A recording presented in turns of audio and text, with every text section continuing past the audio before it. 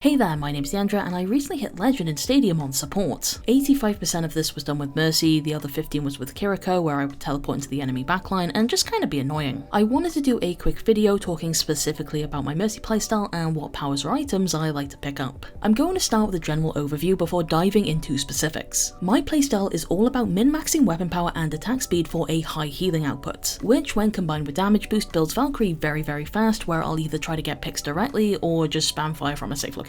Every game, my goal is to reach 60% weapon power and 30% attack speed, which can be done with 5 items and leaves a flex spot. My build and playstyle rarely has survival items though, or the Mercy exclusive items, because 1, I've played Mercy for a long time and I'm confident in my ability to stay alive through positioning or decision making. 2, most of the Mercy exclusive items, while fun for Mercy, either come with no weapon power / attack speed or very little. And 3, when your base healing output is so high, the self-healing you get through sympathetic recovery, especially when beaming multiple targets, kinda does a lot by itself. Personally, I'm just very hesitant to take items or powers that only affect Mercy rather than help the team in some way. However, I also need to be aware of the occasions where this is to my own detriment and be willing to experiment or make sacrifices elsewhere. Moving on, powers. My order is Threads of Fate to Crep Circle to Battle Medic or very occasionally Triage Unit to whatever I feel might work. 99% of games I do grab Battle Medic, but every so often I'll have a match against like 2 really good hit scan players or something and just feel I have no room for blaster plays. As for the 4th power, I'm not really committed to one thing because so little stadium games get to this point. Powers that synergize with your extra beams can be decent, especially Distortion since allies are going to be doing a huge chunk of damage at this point. Triage Unit or Renaissance can be good as well, but honestly anything besides Equivalent Exchange is probably fine. So yeah, as I said, the point of this build is to get Valkyrie fast and then blast him down with Battle Medic. I'll talk about these powers in depth later on, but for now I want to stress that you really do not need pro aim to make Battle Medic or this playstyle work. Like, do not let that aspect scare you off here. Moving on, let's go over items. On round 1 it's the standard. 5% weapon power, 5% attack speed, and then with the leftover 1500 pick up a survival item of your choice. I'll usually go for the 25 armor, especially for against characters like Reaper, but the 25 shields is perfectly fine as well. On round 2, I want Advanced Nanobiotics and Talon Modification Module. 15% weapon power is a good spike and Advanced Nanobiotics is especially good on Mercy. The extra attack speed will always be active while you're healing. If I cannot afford these two, I'll start by selling the green survival item to see if that's enough. If we did especially poorly on round 1, with a tear in my eye, I'll start selling the other greens until I can get them.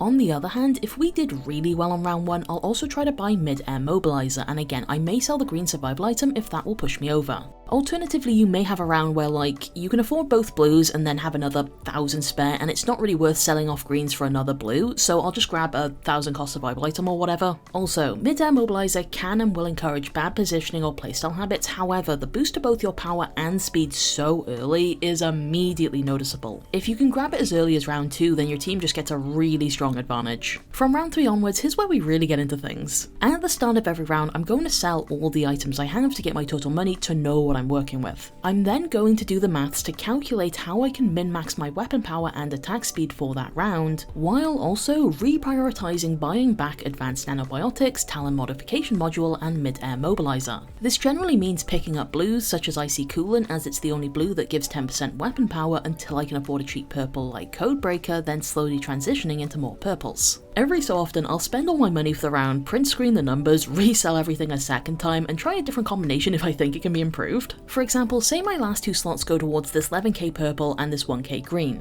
Now, if we go for this 9k purple, it's still the same amount of weapon power, but we can now afford this extra blue instead of the green. As I said earlier, the eventual goal is 60% weapon power and 30% attack speed, which we'll creep towards. Generally, my end build looks like this. Eye of the Spider, the Closer, and Amari's Antidote will bring us up to 60% weapon power, with the latter giving you some nice utility for helping critical allies. Booster Jet and Aerial Distressor will bring attack speed up to 30%, however aftermarket Firing Pin can be a good cheap alternative, and the extra movement speed is actually really nice. With the remaining slot, you can do anything you want depending on how much money is left over. You could add in some survivability, utility, even out the attack speed more. I'll usually grab Chain Evoker, however you could also get something like Martian Mender or Overdrive Core. Alright, now that we know the strat, let's go back to powers and look at a few in more depth. Threads of Fate is a very standard choice for Mercy's first power, and I love it for a few reasons. For starters, starters, it's just fun. I adore what it does to your playstyle. I love having to manage 2 beam targets and all the nuance that comes from that. Because the thread beam has no range or LOS restrictions, there's just so much you can do with it. One really cool thing is that if you're beaming someone that goes out of range or line of sight, the 3-second timer for thread seems to start when the initial beam breaks. In this clip, I damage boost Jungle Queen ult until she leaves my range and the beam breaks. I then quickly flick onto the training bot, which reattaches the beam to Queen and gives her ult a few more ticks of damage boost. Threads is also very good at generating money because of your increased output, which is especially useful early on.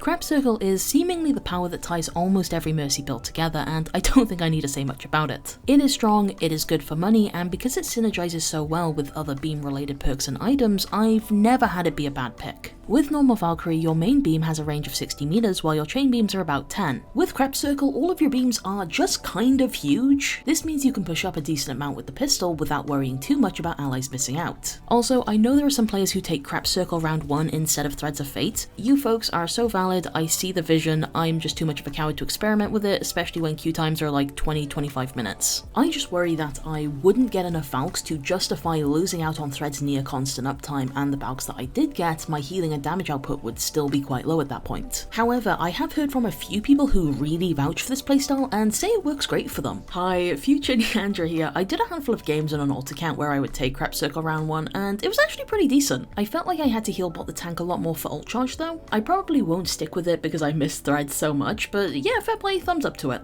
Renaissance is a power that I saw a lot during the first few weeks of Stadium, but I sort of feel has fallen off in popularity, both somewhat generally and very much with myself. Originally, this was my go-to third power, but at some point I thought Battle Medic just looked really quirky and gave that a try because again, you so rarely get the 4th power. At first I was like, oh, Battle Medic is extremely fun, but surely Renaissance is still better and I'll just go back to it eventually. And then I just kind of didn't, because Battle Medic actually seemed to be doing a lot. My problem with Renaissance is that it doesn't do anything if you aren't getting reses, and a lot of the time I was just getting 1 or 2 per round, which didn't really feel worth it. My other problem with this power is that it also does nothing if you're already in Valk. Like, if it extended the timer by an additional 5 seconds, maybe I'd be more on board. That being said, I don't think it's a bad power by any means. I started grabbing it again for video footage and I was like, yeah, I like this, I just prefer other things. Battle Medic is a power I've come to absolutely love. Because my build has a decent amount of base attack speed, I basically become a machine gun during Valkyrie. I wouldn't call my aim amazing by any means. Like, in these clips you'll see me miss, or hell, I'll get disoriented trying to track someone. And I can't stress enough, that is absolutely fine when you're firing out 1,000,000 bullets a second and those bullets have pretty egregious projectile sizes. This is a power that comes alive almost exclusively in Valkyrie for me, so there is downtime like Renaissance. However, because my items lead to fast ult charge, I still feel it's worth it, especially because it's a power that gives Mercy a lot more agency and control over a fight. Traditionally, she's a character that enables other people, but with Battle Medic, you become a very active participant. Also, sometimes when Valkyrie is over and you go from infinite ammo to a clip, it can occasionally be worth using that up, then switching back to beams. Triage Unit is a power I theoretically really like, but I think it's a bit wonky. If you hold down shift from a distance and walk into GA range, it does not work, even if the ally is critical. I wouldn't be surprised if there are other bugs, because I feel like it often doesn't apply when I think it should. When Triage Unit does work though, it feels very strong to be fair. I might be wrong here, but I think it applies a heal boost to the target rather than Mercy, meaning your other support will also have their healing increased as well. This overlap happened like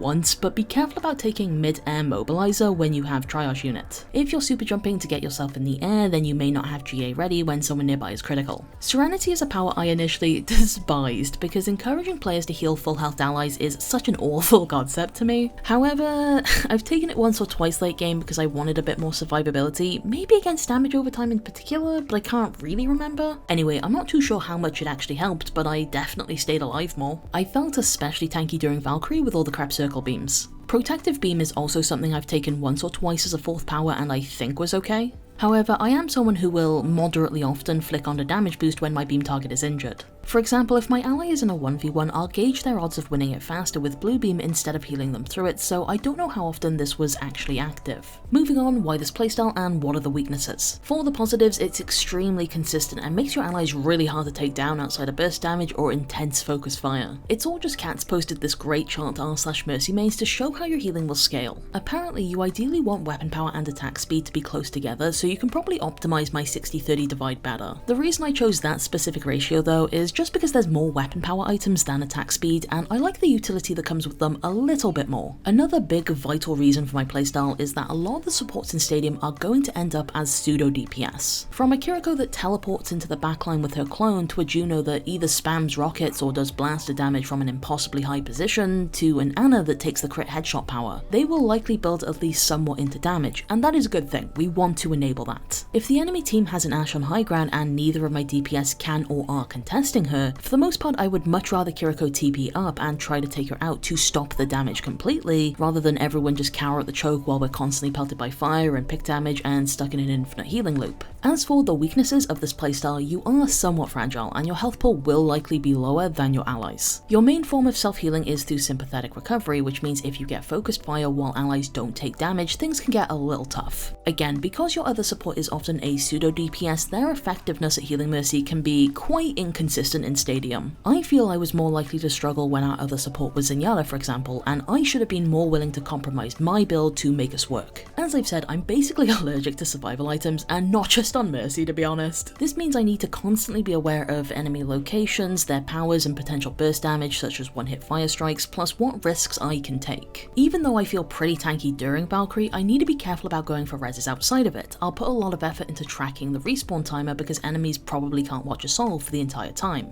Last of all, I do want to talk about damage boost in Stadium. If you are not familiar with my Mercy content, I've always been a big pusher of it. I've done multiple guides over the years on the nuance of damage boost and have always been someone who emphasizes it being Mercy's primary job. As explained in this video, I treat Stadium a bit differently, and although I won't often commit to hard pocketing one player, that doesn't mean the blue beam isn't super useful or super important. The main quote-unquote issue with damage boost in Stadium is that it generates less ult charge than healing and less cash as well, I think. As we've established, in the late game, healing builds your ult extremely fast, and Valkyrie is usually Mercy's power spike during Stadium. As much as it might go against your instincts and feels kinda crappy, heal wanting to rush for Valkyrie can be a really valid play once Crab Circle has been taken. To be honest, you can kinda tell the devs were afraid to really do anything with damage boost considering there's like one item and a single power that touch it. I already talked about this in my Mercy Stadium tips video, but you should keep an eye on what your allies are taking because a lot of the powers can be damage boosted, like May's Rolling Ball. Ashe's mini dynamites can be as well. It's okay if you're not beaming her when she throws out the first one, but you must attach your beam before the mini ones are created.